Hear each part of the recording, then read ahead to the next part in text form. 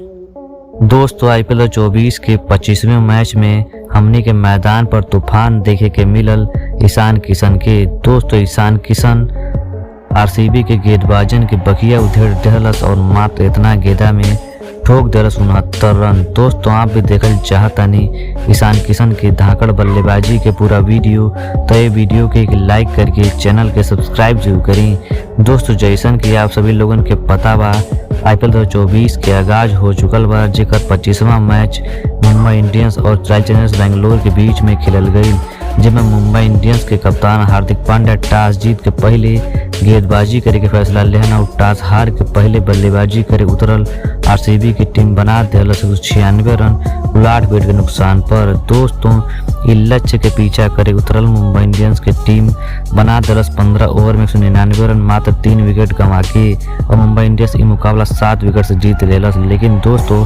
Team Mumbai Indians की तरफ से हमने के सबसे तगड़ा तूफान देखे के मिलल ईशान किशन के। दोस्तों ईशान किशन हर एक गेंदबाज की मार मार के बुरा हाल कर देना और मात्र 23 गेंदा में ठोक देना 69 रन। दोस्तों ईशान किशन के बल्लेबाजी आप लोगों के कैसन लगल, आप अपन राय नीचे कमेंट सेक्शन में कमेंट करके जरूर देव जा।